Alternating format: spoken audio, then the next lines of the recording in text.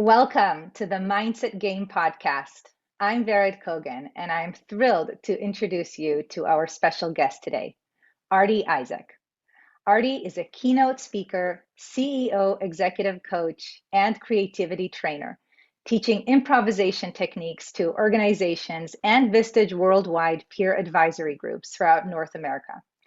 Artie is also a longtime meditator with over 47 years of experience and an expertise in dozens of methods of meditation for peace of mind, energy restoration, greater focus, greater engagement, and calmer decision making, which I imagine many of you would love to have more of. And he and I will be speaking more about this fascinating topic of meditation today. And before we get into that, I'd also like to add that Artie is a TEDx speaker and he writes poetry for dogs and humans, one of his books I have here with me today. It's called Throw Me a Bone. It's lovely and wonderful. And as a dog owner, I absolutely loved it. So thank you so much, Artie, for being with us today. Thank you, Vered. I'm glad the poetry landed as intended. Thank you. It did. It's brilliant and creative, and it illustrates or demonstrates a little bit about you. So, how about we get started with a little bit about how you got into meditation? Okay, great. I was 15 years old, and my big sister had gone off to college. She was 5 years my senior, and she wrote back from far away that she wanted to learn Transcendental Meditation. The Beatles had recently come back from India, where they sat with Maharishi Mahesh Yogi, the popularizer of Transcendental Meditation, and she wanted to take the class. And when I was a little brother, I said, I want to take the class. I want to take it too. And so my father uncharacteristically said, I'll do it with you, because I couldn't drive at that point. So he said, I'll drive you and I'll take it with you.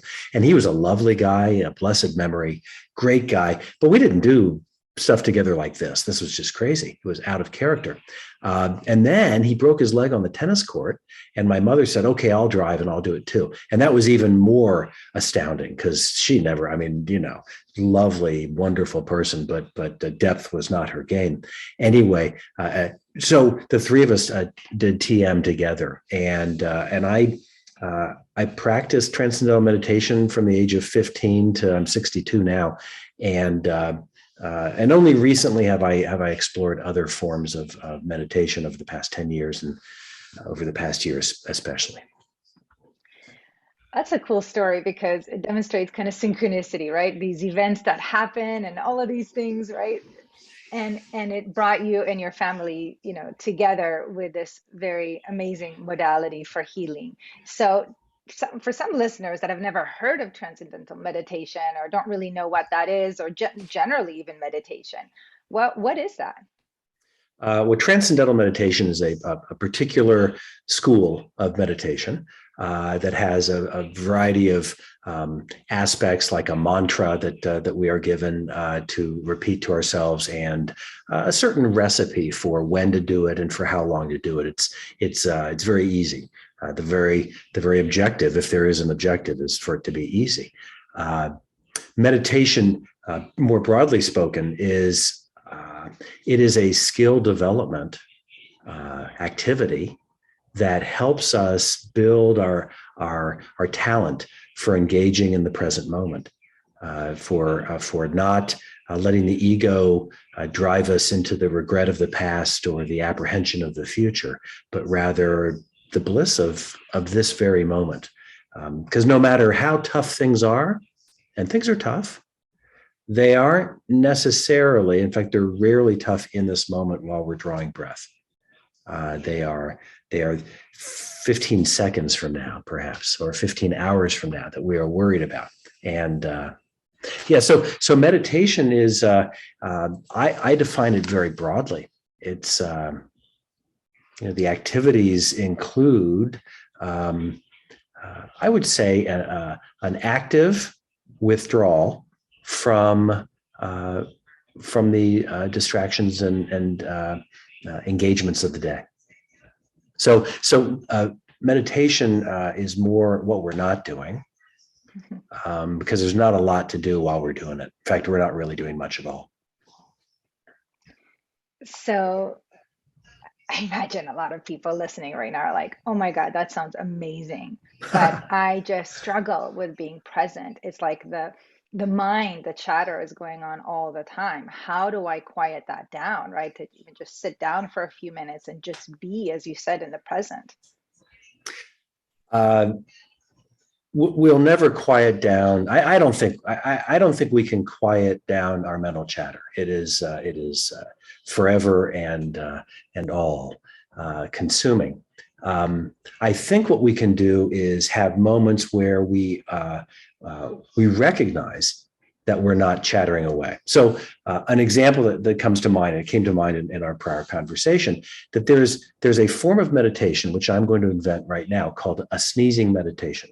And a sneezing meditation is when you sneeze.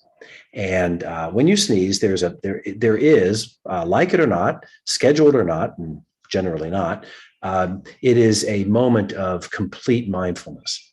We are absolutely present. You can't sneeze and work on your dissertation at the same time. So it is and as I think of it, I've never been a snuff user, but I think of these people in powdered wigs long ago, and maybe today, putting snuff and sneezing. And I think that there was just this desire to be in the present moment. So we all have the experience, most of us. There may be one person online who's never sneezed, but generally all of us have sneezed. And that in and of itself is a moment of pure mindfulness. When we experience this otherwise, we sometimes think that we're being degenerate. We're not obeying the work ethic. We're in la la land, right? And I think we dismiss it as unproductive. So I think we all have moments of alignment, moments of the absence of mental chatter, but we regard it as a moment of craziness, and we think I got to go look at my to-do list. I think maybe what we want to learn is not to fear doing nothing. We've been assessed, we've been assigned and assessed, assigned all these tasks by the world and assessed for our performance in doing them. And this is something that the world doesn't care if you ever do. The world really doesn't want you to sit down and relax. The world wants you to produce something or buy something, depending on where you live. And then the assessment. People really don't like to learn meditation because they don't think they'll be good at it. And what we have to unlearn is that there is no such thing as being good at it. It's just a matter of doing it. It's a practice. Over time, we develop that space that is between thoughts. And we find out that the mental chatter isn't really us. It's a story that the mind is telling. But in the silence, there is a real person inside. Wow.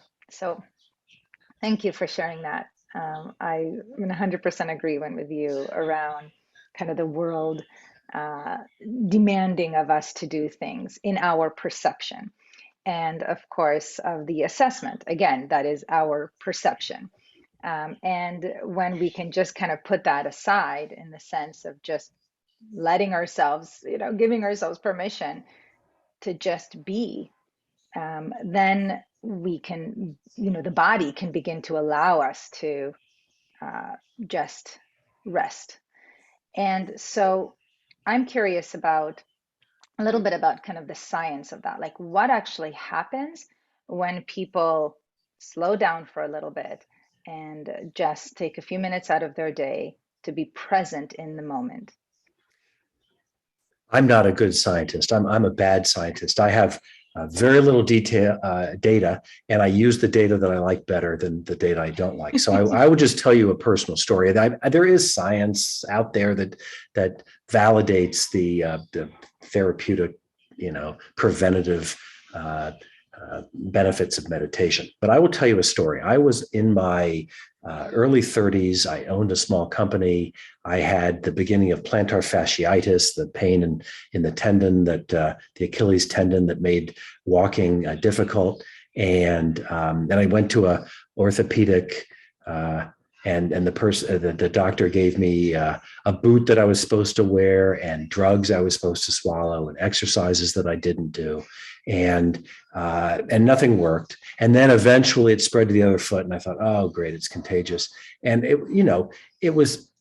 So one of my colleagues came over to me and showed me one of the holistic medicine doctors of the day was on the front cover of a magazine, and she handed it to me. And she said, they say in this article that plantar fascia, there's a epidemic of plantar fasciitis, and it's caused by stress. And I thought to myself, well, I don't know about whether that's true or not, but I know what to do about stress. I have meditation, and I hadn't done it for years because I we had young children, and I projected a lot of reasons for not doing it on other people. And but I thought, I know how to deal with stress. I don't know how to deal with this plantar fasciitis, but I know what to do with stress. So I went home that night, and I meditated the next morning, and it was gone. And it was gone immediately and permanently. And I thought to myself, I wonder what is not symptomatic in me. What's ticking like a little time bomb in me that the meditation is also resolving. I don't know whether or not meditation requires belief. I don't know if we have to give over to the idea of energy inside us and the storage of trauma. Do we have to believe in something for that?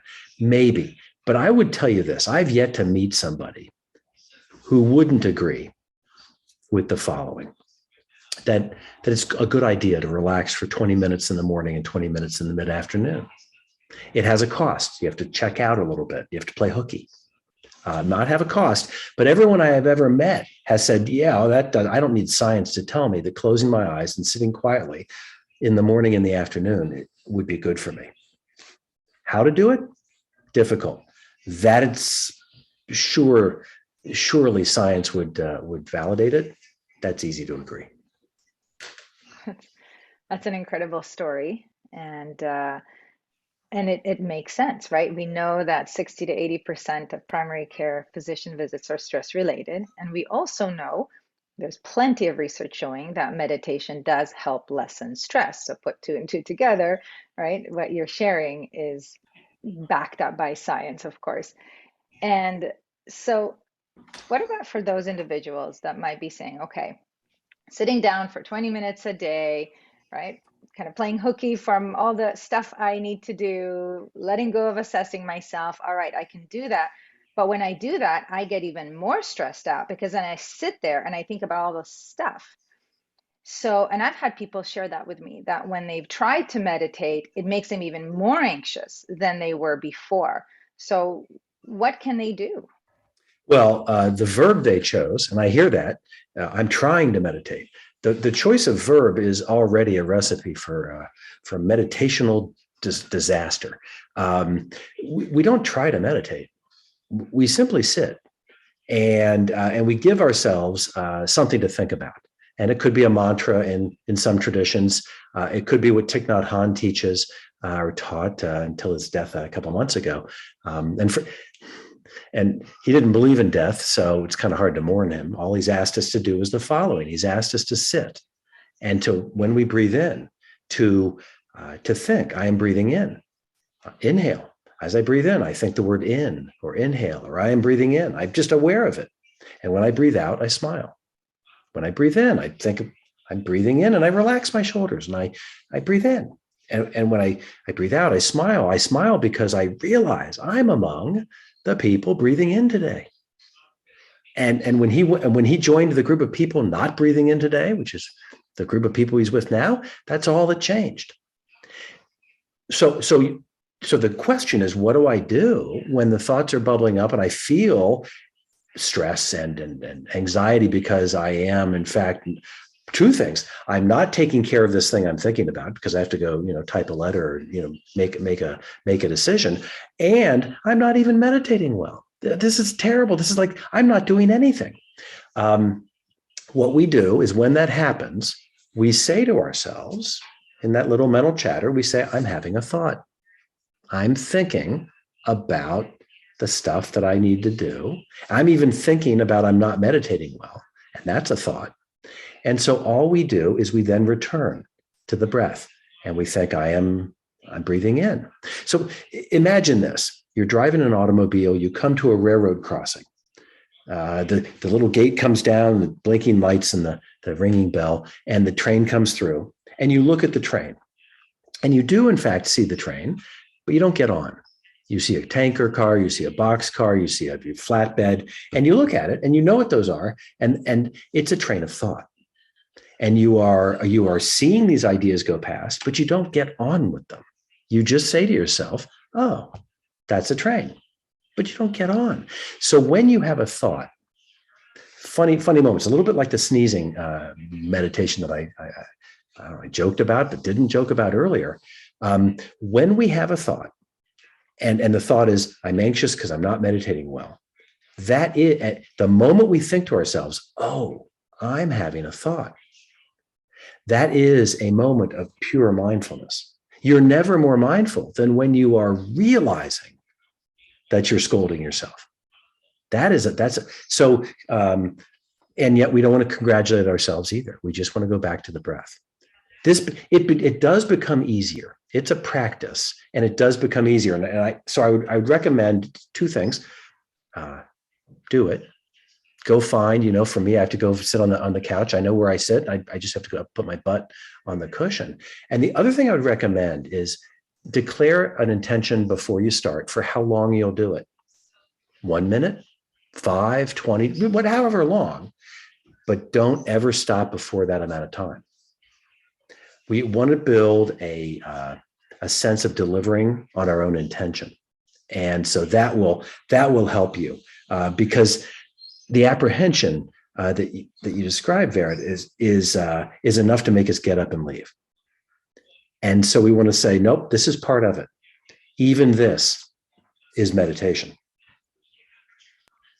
I love the train metaphor. Thank you for sharing that. And I love the fact that you're inviting us to accept the fact that we're having a thought, right? That we see the train and we, hear the train, so to speak, right? To acknowledge that part of us that wants to be heard and validated. And we're basically saying to that part of us, I see you, I hear you, you're all right. Now I'm going to choose to go back to focusing, let's say, on my breath or on whatever it is. Here's another way to look at it too. In the Transcendental Meditation education, they talk about thoughts bubbling up, and that thoughts are the releasing of stress that you've been carrying in your body from something that may have nothing to do with the thought. I might be thinking about, I've got a messy basement, I need to go clean the basement. And the stress might be something that happened long ago in a completely different domain of life. But the thoughts that are arising are the bubbles, leaving the little glass of soda. They're just releasing themselves. So we don't need to be sad about the thoughts arising. And I want to set people at ease. In 5 minutes of meditation, my thoughts can arise and take over 1,000 times, 2,000 times. It can happen a lot. And that's fine. We just return to our breath. Thank you. And I think that what you're addressing here is so important, because one of the things that I hear from people is that shame, right? Like also the guilt, like I know I should be doing it and it's supposed to be so easy. What's wrong with me? Why can't I just do it? Or, all of that. And that self-judgment is of course deeply painful, but in addition to that, it makes it even harder to try it again, because then the body's like, well, why would I jump into the fire again, right? Because I got so hurt the last time I did it. So giving ourselves permission to have a train pass by, so to speak, 1,000 or 2,000 times, even in a 5-minute period, let's say, knowing that that's going to happen, expecting it to happen, and being okay with that. Right. We are a product of our culture. The lack of permission is not natural. It's cultural. And we decided, our people, whatever that means, decided a long time ago that idle hands is, I don't know, the devil's plaything. I can't remember how that worked, but it was just the idea that if you're not producing, shame on you. And you said the word shame, right? The word, yeah. These are just stories we tell ourselves. Our natural state is meditation. There was a time when our ancestors, our genetic ancestors, walked on Earth in a state of meditative ease. Always ready for the saber-toothed tiger, but the general sense was one of peace. All we have done is create a society and a world that challenges us and has turned us into challenging people. But our natural sense, our natural talent, there's nothing unnatural about returning to a state of alignment and meditation. Absolutely. And so for those people that are now ready, based on everything they've heard you share, to give it a go, or maybe give it a go again, what specifically should they do or not do? And what are the different types of meditation, some options for them? Oh, there's so many. First, recognize that there's like a spectrum from low activity and less intention, perhaps. So a lying down meditation. If you lie down and meditate, I mean, I don't know about you, I'm going to be asleep. I fall asleep. So we can call that meditation, but the moment you fall asleep, we then call it sleep. And so if you do a lying down meditation, there's very little energy expended, but there is also generally very little meditating being done. Then you're sitting, then you're standing. And in sitting, they're sitting in a comfy chair where, I'm leaning back, and then they're sitting on a cushion where I'm, in a position, sitting up. And then there's the lotus position, right? Then there's walking, the walking meditation. So we could, there's high activity, but great diligence and great opportunity to be aware of footfalls. So a person could simply pick a cozy spot and sit. I do recommend sitting up. I don't particularly do it. I'm a little bit lazy. I haven't developed the core strength, and I think at 62, it doesn't look good for me. I have every intention of doing this, but I don't. I would not try to meditate and learn how to sit at the same time. So if you want to learn how to sit, on a cushion like the cool kids, and to sit there with your legs crossed, just, with your hands like this, that's great. Do that separately. Do that for a minute, do that for 2 minutes, but not while meditating. Do that while listening to music or looking out the window or even watching TV if you have nothing better to do.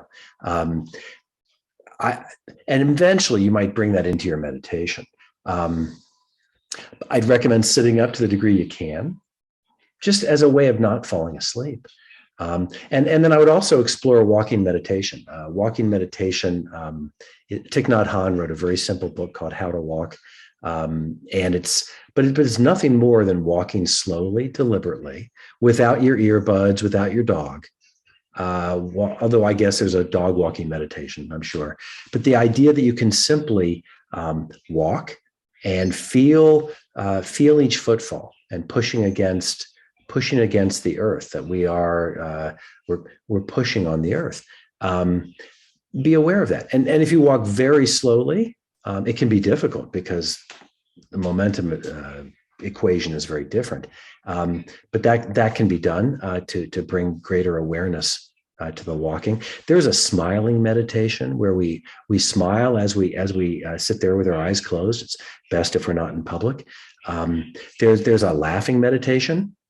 And so your listeners can Google any of these and find them. One that I love the best, if I were to start anywhere with a guided meditation, I would Google metta meditation, METTA, 2 T's, metta meditation, or compassion meditation. The one I keep finding, it comes out of Berkeley, the University of California at Berkeley. But it's a way of thinking about compassion for others, for the world, and for ourselves. and developing self-compassion as a way of being mindful, which points to one thing we haven't talked about, which is that there is an altruistic aspect. I think everyone needs to have an altruistic intention to their meditation. Now, people say, nothing altruistic about it. In fact, I'm checking out, I'm playing hooky. It's like going to sleep at night. There's no altruism. I would say there's a lot of altruism, and you need to find it. And the way I find it is by thinking to myself, by meditating, I am of greater presence. I have more skill at the present moment. I can be more present for the people around me, the people I love. When I go to bed at night, I go to sleep with an altruistic intention that I might sleep so that I can wake in the morning refreshed and be of more service to the world. We think of the things that are best for us as self-indulgent. And yet I don't think people deal with exercise that way. I think people get it. I'm doing this so I can pick up my grandkids someday. I feel the same way. I eat well, I sleep well, I meditate, I exercise with an altruistic intention. Thank you for bringing that into this conversation, because I believe that that is a big part of meditation, and that it does have a very real effect on our world when we send that intention in a place of ease, when we're not resisting that. And the other part of that is that it has a carryover effect. Yes, there's a carryover effect and there's a multiplier effect. And the idea is, if only 5% of us are meditating, it's a better world. I don't know what the tipping point is. I don't know where we are. We're good to go, but I think we don't need everyone to do this. We just need a few who, and I want to say one thing too. One meditates not because of the future benefit. One meditates because it ends up being fun. If it's not fun, if it's a struggle, if it's a self-denial, then who would want to do that? But if the idea of sitting down and relaxing and training the mind in a productive way is in itself autotelically a thing worth doing, well then we're all going to do it. And so I don't meditate because it makes me better later. I meditate because it's fun. That's awesome. I just love, Artie, how you're making this so simple and practical and within reach for everyone, because there are, literally hundreds of different, if not thousands of different types of meditations. And you could do it to, certain guided practices, and you could do it to certain types of music, and you could do it at different times of the day, as you said, different positions, body positions, and so on and so forth. But at the very heart of it, it really is just taking a few minutes from our day for just being, and knowing that it's okay, that the world is not going to explode if we sit down for 5 or 20 minutes a day, whether it's on our couch as you do, or sitting on the grass, connecting with the earth, that it will be okay. So it's that surrendering to know that, when we give ourselves this, that extra feeling of ease will help us to have even better decision making, even greater productivity, even greater engagement and focus, as I know that you speak of in your lectures and so on, so that when we do resume our doing, we're doing that even more effectively and efficiently. So, one of my favorite quotes, I believe it was Gandhi that said this, I'm got so much to do today that I need to meditate twice as much. And it really is very true. We know that from the research on coherence.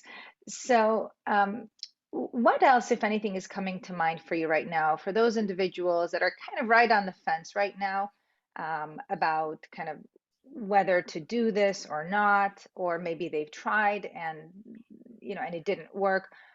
What might help them to experience more ease around this? I would suggest that we recognize that certainly in the United States, we like to make things difficult because we want some people to know how to do it and some people not, right? We delegate the writing of poetry to the poets, and we delegate the teaching to the rabbis, and we always and the artists. Oh, they're different. They're artists, and a great deal is lost because everyone else feels incompetent and they don't want to do it. Here's an example. I was taught, and this might not be right, but I think it's right, that yoga traditionally is the very end of a yoga session. So yoga practitioners often end with the corpse pose, very quiet, very serene, nothing to be done, and just lying there. And they all describe it as this blissful moment. That is yoga. Everything that precedes that, all the poses, is getting ready for yoga. So transcendental meditation is the corpse pose. We have made, because we don't like to do nothing. We think we certainly don't want to pay for it. And so what we do is we go to yoga for all the things, and we call that yoga. But really, in the tradition, in the ancient tradition, the yoga is simply lying and doing nothing. But we want to do something. So I want to suggest that people don't have to make it difficult. I'm all for yoga, the United States approach to it. And I also want to suggest that one can simply sit. One thought that I have throughout the day, this came from a business school teacher, Sri Kumar Rao. He said that the mantra throughout the day is that there's nowhere to go, there's nothing to do, and there's no one to do it anyway. Now, this flies in the face of I am important, everyone needs me, and I better get going and do it right now, right? That's the default domain.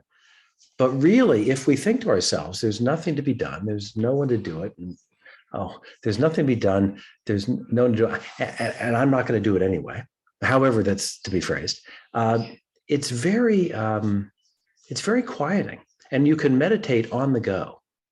If you're standing in line at the bank, people still do that. If you're standing in line at Starbucks, you can meditate, a standing meditation. You can place a little bit of your weight on your left foot, if you're physically able, a little bit on your right foot, and back and forth very quietly. This is, in fact, a Starbucks standing meditation. There's nowhere to go, there's nothing to do, and there's no one to do it anyway. In that moment, we agree. But we sit addled because we got to get to the front, we got to figure out how the app works, and everything is keeping us busy. Your natural state is to do nothing. I recommend we try it. And what's brilliant is that often in those moments, even if it's just split moments at a time, as you said, like I'm standing in line at Starbucks or at the grocery store, is often when we receive some really beautiful nugget, some intuitive nugget about how we can support other people, what we can do to help, maybe somebody to reach out to, maybe an idea, a solution to a problem that we're experiencing or our team is experiencing. And this is what I really want people to get here. And you're doing a really beautiful job of helping us to really understand this, is that it really can be simple. Everyone can do it. In fact, everyone is already doing it. They just want to do it even more deliberately. And that it will help them to do all the things that are important to them, to achieve the things that are important to them even more easily and quickly when they take a few moments. We know that from research, when they, quiet the mind a little bit, the brainwave frequency slows down, we go into our heart a little bit more, we're able to receive information. And it's such a beautiful gift to give to ourselves, first and foremost for our health, as we know, in terms of stress relief, as you've shared, which could also prevent many other diseases in the body and so on. But really just to give ourselves an opportunity to create our highest, best life. Because in this race of doing, and assessing, we'll never arrive. Because the moment we get somewhere, right, there's always something else and always something else. And we want to avoid getting to a place where we're like, okay, I've achieved so many things, like many of the business people that I work with, that you work with, right? Achieve, but how fulfilled am I? How present am I with the people that I deeply care about? How close are those relationships? How authentic, how vulnerable can I feel free to be with the people in my life, to express who I really am. So it's just such a precious gift, and it really does take just moments a day. Mhm. Yeah, so your mention of achievement, and I've got to get somewhere. I mentioned the professor Srikumar Rao. He teaches that we think we have to do something to get something, to be something, to be happy. And I have to go to school to get a degree, to get a job, and then I'll be happy. I got to get a job to get money, to get a spouse, and then I'll be happy. And if you can think of something, he teaches, in your past that you wanted desperately, and you knew you would be happy if you got it, and you have it now. Are you happy? No, still not happy. And so the idea, the if-then model of happiness is what's broken. There is nothing that you're happy right now. Everyone listening to this right now is blissfully happy. The only thing that makes us unhappy is that we have learned how to be unhappy. Especially if, those of your listeners living in the consumer society, happiness, once we named it a happy meal, once we called it a happy meal, it was all over for us, because we had to have the meal to be happy. And so, and a little toy with it too. And so I think what we have to recognize is this is what happiness feels like. It doesn't feel like something else. We don't have to travel to go someplace and then I'll be happy. And we don't have to buy something to have. The example he gives is, if you ever buy something online, of course you buy something online, you're actually, when you hit, purchase, you're not buying something online. You're not buying the thing you're buying. What you're buying is the feeling you think you'll have when it arrives. Because, a week passes and a garden gnome shows up in a box, and you say to yourself, why did I buy a garden gnome?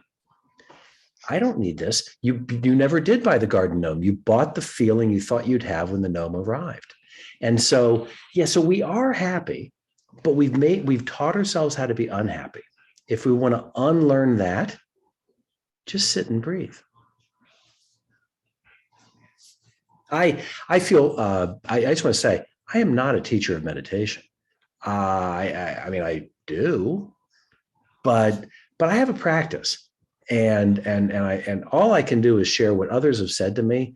But there's nothing new about this under the sun. This is old stuff. And in the quest for advancement, we have given up some of the ancient teachings that are simple, straightforward, and terribly effective. And this is why I really wanted to have you on the show, Artie, because you bring this into our practical, busy, go, go, go reality. How to fit this in, right? With the kids or with the grandkids, with the work, with the team, right? How do I actually do this, right? It's not some concept that's not available to me in my life, but it is something that I can do.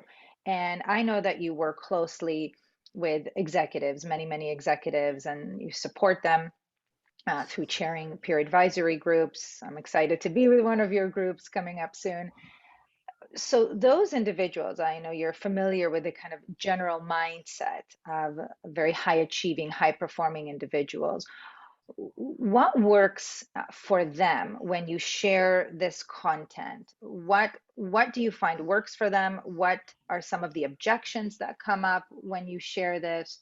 I'll start with the objections. The objections are often that a fear that what I am suggesting contradicts their beliefs, and the beliefs might be mundane, like how to spend time in work, and how not be working at any point. That effectiveness is constant work.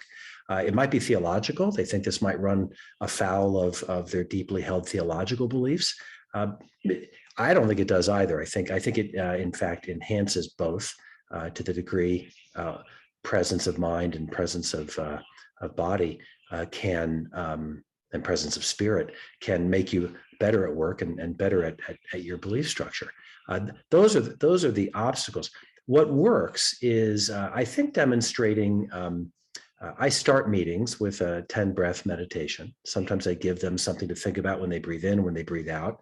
And I will sometimes sort of open one eye and see if anybody's, if anybody's doing anything. And there's always, a couple of people who are just pounding away on emails, figuring, good, 10 seconds, 10 breaths. That's enough to fire somebody or something. And so, yeah, so there's some that don't want to get on the goofy train, but the most surprising people do. I work with a former Marine who just a tough salt of the earth guy. Fascinated by Sri Kumar Rao, fascinated by the teachings that we've been talking about. He'd always tell me another story like that. And I look over, when I look around, there he is. He's deep in. So I would say that we need to release our judgment about, who can and who can't and who will and who won't, because anyone can and anyone might. Thank you. Would you be willing to guide us through a 10 breath meditation right now? Oh, sure. That's easy. And I would, in fact, it's self-serving because I'm ready as well. I begin all my meetings with a 10 breath meditation. We didn't today just because of, it's a podcast. I thought I shouldn't, but generally I would. And often what I have are my little bells, but they're not handy here. And frankly, because I'm at home, if I ring them, my dog will bark because she thinks something terrible has just happened, like a mail delivery or something. And so the sun is shining. I don't know. She's very neurotic dog. So let me just suggest that first, that as we do this meditation, and it'll just be 10 breaths. As we do this meditation, there will be a sound, whether where the listener is, or maybe in your and my realm, and it might be recorded, there will be a sound. And we don't want to edit it out because a sound, there's no such thing as an interruption. If there's a sound in the hallway, if there's a dog barking, if there's a crash of thunder, or my washing machine, it stops the cycle. All that is an invitation from the present moment. That's all it is. And we think of ourselves, I'm trying to meditate. So I meditate sometimes, and Elisa my beloved will walk through the room. And I went to her recently. I said, I was in there trying to do a compassion meditation, and you had the gall to walk through the room. What are you doing? And we laughed about that because, how damn it, stop walking through the room when I'm having a compassion meditation. So I just want to suggest that here is 10 breaths. And what we're going to do, I'll do the counting. I'll end by saying, and now here we are. I'll bring us out of it. And when I bring us out of it, your eyes might be closed and think about it. Your eyes will open at their own pace. So when I start to talk, it doesn't mean blink your eyes open and off to the day. It just means that, okay, now we're coming back. So as your eyes will know when to open. As we're meditating, thoughts will come to you, and that's fine. And remind yourself, oh, yes, I'm having a thought. Back to my breath. Am I at the in? Am I at the out? And I'll give a little extra something to do because sometimes we don't have enough to do. Think of breathing not in two phases, not in and out. Think of breathing as breathing in, and then there's this split second moment where we turn. So there's breathing in, there's a split second of turning, then we're breathing out. And then there's a moment where you don't do anything at all. After you breathe out, you sometimes just sit there for a second, and then you breathe in again. So there are 4 phases. Just think about where you are in the phases. I'm breathing in, relaxing my body. I'm breathing out, I'm smiling, and there's little phases in between. So I'd invite everybody to relax. I'd invite everybody to close their eyes. That's how I do it. If you don't like that, you can softly focus on something in the near distance. And breathing in, here's the instruction. Feet on the floor, spine straight. Breathing in, I'm breathing in. Breathing out, I smile.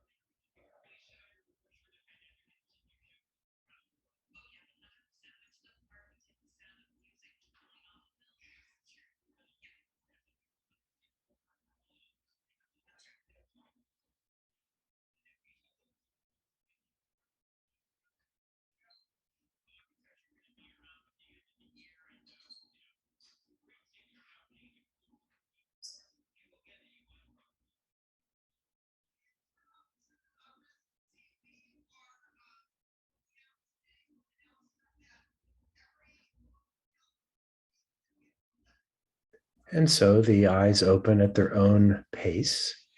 And I welcome us back. And a couple of thoughts. I don't know if you can hear the news in the other room here. Lisa's watching the Senate, hearings, and this can be done at an airport. This can be done at a rock concert. This can be done while driving with your eyes open. This can be done at any time. There are not perfect circumstances for meditation. There's not. I don't need to be in a Zen-like place or in a Zen-like mindset. Not at all. Quite the contrary. It works anytime. While we started, my thoughts that came racing was, oh dear, now I can't look, that would be creepy, right? So whenever I lead meditation, I always turn away from people, and because it's just, that's the last thing you need. And so, and then I'm mindful that my shoulders are up because I'm waiting an attack. So I dropped them, right? I had all these thoughts in the first half breath, and I'm sure everyone else did. But the idea is that we just return to the breath, and maybe we count them as a way of staying there. But that's all that we do. Thank you for guiding us through that. It was, as I was doing it myself, and especially with the smiling and the way out, I just thought, wow, I'm so happy right now, right? Kind of to your point about just happy right now. I was like, wow, this is exactly what I would dream of doing if I would dream of doing something right now. And so I'm so deeply, deeply, deeply grateful for everything that you have shared with us today, Artie. The simplicity of it, the fact that it's within reach for all of us, no matter how busy we think we are, or just to have some self-compassion, some curiosity, and to play with it, and see what works and what doesn't work for us, and to adapt and try different things until we find that thing, the position, the time of day, the whatever it is that is our sweet spot. Like for you, being on the couch and just taking a few minutes a day. And with all my love, thank you, Artie. You're welcome, Vera. I want to leave one last encouragement that there's a cumulative effect. So if you meditate morning and afternoon, there is a cumulative effect. After 2 weeks, I think to a person, you will find that you do fewer of the things that you used to do in order to get calm presence of mind. Both coffee and alcohol consumption go way down. Sleep increases. Just because what we're seeking in those pursuits, the alcohol and the drugs and the caffeine, we're just trying to settle the mind. Focus will become a lot more available. Thank you for having me today. Your joy, and I think what you've just added gives hope to those individuals that might do what we're doing or have already done it today, and thought, again, I'm not quite doing it right, or all of that, and really just to let it go and just continue to do it, and the body will adjust. It's like anything else that might be unfamiliar. Over time, it will become more familiar, and then we'll find, as you said, that we won't quite need so much to reach for those things. To numb, if you will, because we found a healthier way to allow the body to experience that ease. And so thank you. Sure. I have a friend who says he can't imagine a day without exercise. And I call it Tuesday, and then Wednesday after. I can imagine days without exercise, but I can't imagine a day without meditation. How do people go 16 hours and flop in bed for 8 hours? How do they do that without taking a deep breath? So for me, it is inconceivable that people are not meditating. Well, now you've showed us how we can do it anytime, anywhere. And so how can people learn even more about you, Artie? I am the most Googleable person on earth because I am shameless and can't be embarrassed. And that comes from a lot of privilege, and we can go deep into that some other day. ArtieIsaac.com, go figure, it was available. People can find me at ArtieIsaac.com.